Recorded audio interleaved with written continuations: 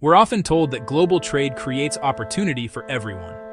But what if that's not entirely true? What if the system is designed to benefit the powerful while keeping the rest dependent?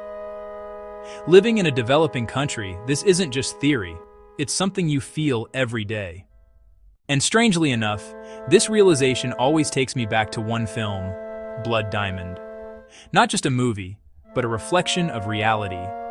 The film shows a brutal system where local people are forced to extract resources from their own land, diamonds, while the real profits flow somewhere else, far away.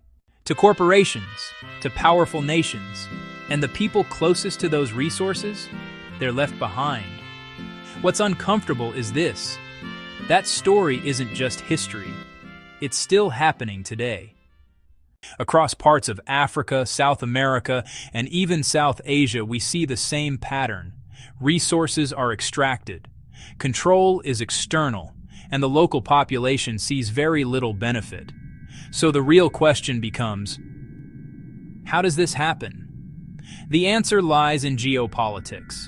Global trade today is no longer just about tariffs or borders.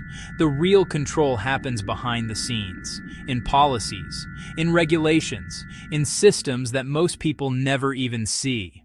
On the surface, it looks like a fair system, but underneath, it's heavily influenced by political power. Organizations that are meant to ensure fairness, like global trade institutions, often end up reflecting the interests of the strongest players. Countries like the United States, China, and Russia don't just participate in global trade. They shape it.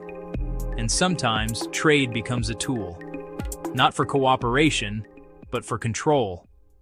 Nations can reward allies or punish others through sanctions, restrictions, or quiet political pressure. Even private businesses aren't fully independent in these situations. They often follow national agendas. And then there's technology. We're told technology is the great equalizer, but it can also become a tool of control. When systems, platforms, and infrastructure are owned by powerful nations or corporations, they don't just control trade. They control information, data, access, even decision-making. And for developing countries, this creates a dangerous imbalance. Because now, it's not just resources being controlled, it's knowledge itself. So where does this leave us? It leaves us with a difficult truth. The gap between powerful and developing nations isn't shrinking. In many ways, it's growing. And if we continue with the same systems, the cycle won't break. So what needs to change? We need to rethink how global trade works. Not as a system designed for dominance, but as one built on fairness, transparency, and mutual benefit.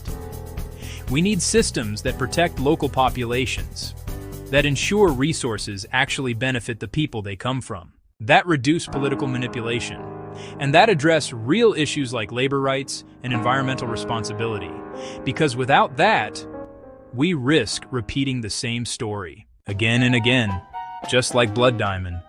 Different place, different time, same system.